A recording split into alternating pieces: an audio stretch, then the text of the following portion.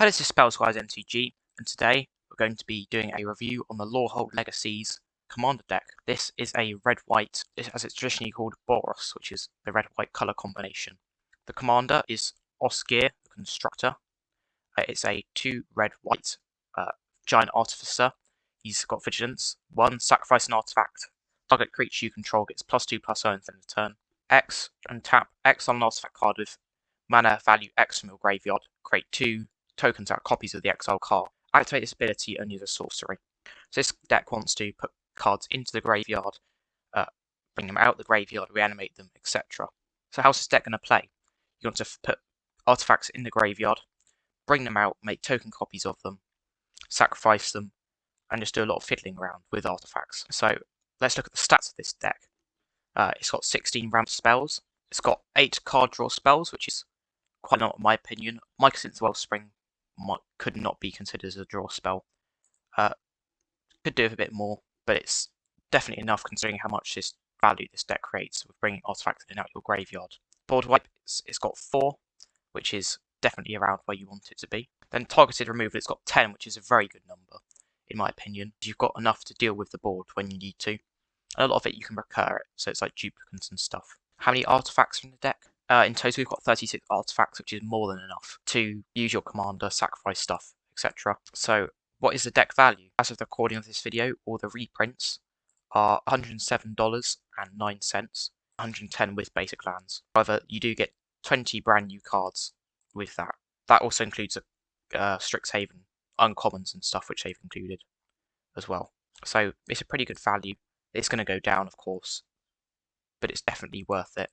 Because you're getting more than you paid for the deck, which I think is about £30 or something. I don't know what they are now. They keep going up, down, and I'm not entirely sure anymore. So what are the most expensive cards? So the 5th most expensive card is Boros Charm, which is a brilliant protection spell, removal spell, just seems to do everything, and that's $4. Next up we've got Darksteel Mutation, which is a white removal spell, which turns an opponent's creature into 0/1 with indestructible and loses all abilities. That's $3.50. Next up we have Combustible Gearhulk, $6.49. So pretty good card there. That's a bit of card draw. Next up we have Jump Right Up 1000-Year Elixir, which is a $20 card. It gives creatures the ability to activate as soon as they enter, and also you can tap it and untap target creature and pay 1. So you can use your commander as soon as it comes in. You can activate Audacious Reshapers, which is a new card in this deck, as soon as they come in, which is incredibly good because this deck's got a lot of tap abilities on it, and you want to be able to use those as soon as possible. And the most expensive card is Hellkite Tyrant. This card has really gone up in the recent times. It's $26. Definitely an amazing reprint there. It's a 6 mana, 6/6, 6/5, sorry, with flying and trample. And when it deals combat damage to a player, gain control of all artifacts a player controls. I mean, if you're upkeep, if you control 20 or more artifacts, you win the game. Very, very good card there. Right, in total, there are 17 new cards, and there's 3 cards from the main Strixhaven set, which have just been carried over. So, what possible upgrades could you include? One of them is Krark Clan Ironworks.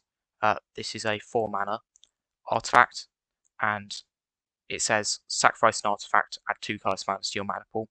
So this deck gets artifacts in and out of your graveyard. You can recur the Scrap Trawler, where you sacrifice stuff, bring them back to your hand, and you can then cast them with Krark Clan Ironworks. So that's an incredibly powerful card in the deck. Then we have effects like Duretti's -2, which Duretti's in the deck. Oh, I'm incredibly surprised they did not put a Goblin Welder in here.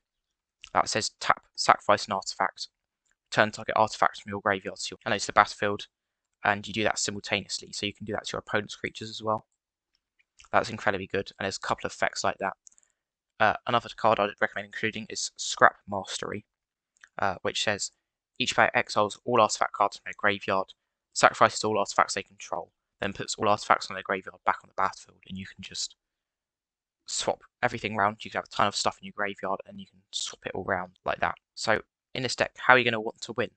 This deck, you're going to want to win with your 8 mana, 7 mana big creatures like Mere Battlesphere, Bosch Iron Golem, Sun Titan to attack people with, which recurs stuff when it attacks. And you've got a swath of dragons as well, like Hellkite Tyrant, Horde Smelter Dragon, Hellkite Igniter, And you can also pump up your artifacts with Jour Cadine, the Prevailer, which gives your artifacts +3/+0 as long as you control 3 or more. You've also got Steel Overseer to put counters on all of them. This deck also creates a lot of small tokens as well, with like PNLR, Pilgrim's Eye. It's generally a very good deck.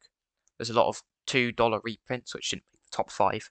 So Soul Ring, Arcane Signet, Sculpting Steel, Steel Hellkite, Chain Reaction, things like that, which didn't make the top 5. Would I recommend getting this deck? Definitely, if you love artifacts, bringing them back, sacrificing them, etc. Deck's definitely worth buying. Oh yeah, and I also forgot to mention in my opinion, is the best new card in this deck. That card is Monologue Tax. It's 2 and a white for an enchantment. Whenever an opponent casts their second spell each turn, you create a treasure token.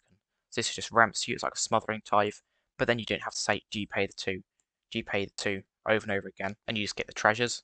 And this deck loves that because you can activate your commander with them.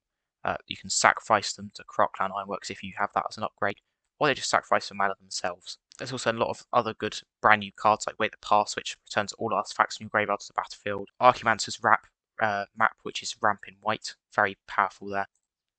So I hope you enjoyed this video. I hope I'll be doing another one of these videos for tomorrow's deck, whichever that comes out. Thank you for watching, and goodbye.